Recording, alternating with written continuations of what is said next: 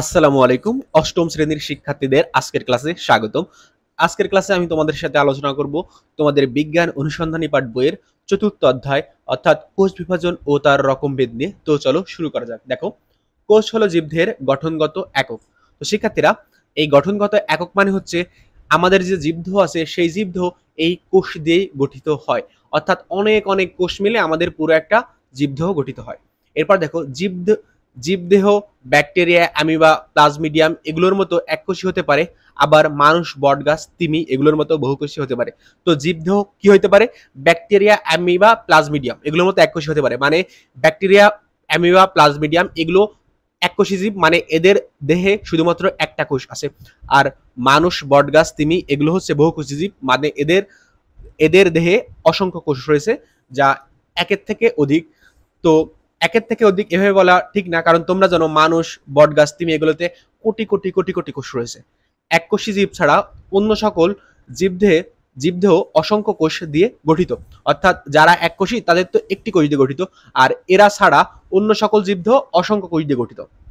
প্রতিটি জীবকোষ বিভাজনের মাধ্যমে তাদের বংশবৃদ্ধি ও কোষের সংখ্যা বৃদ্ধি করে।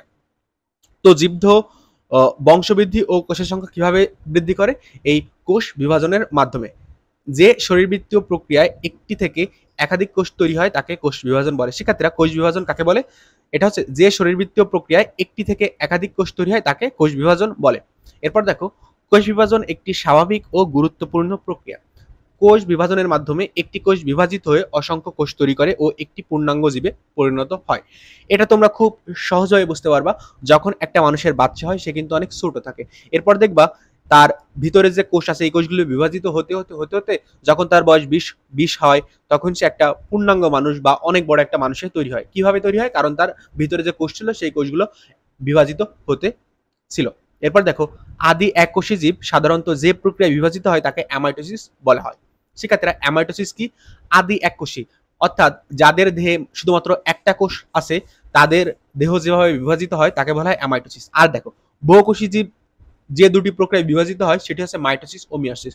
অর্থাৎ বহুকোষী জীব যাদের শরীরে একটির বেশি কোষ রয়েছে তাদের শরীর দুইভাবে বিভাজিত হয়, একটি হচ্ছে মাইটোসিস আর একটি হচ্ছে মিয়োসিস।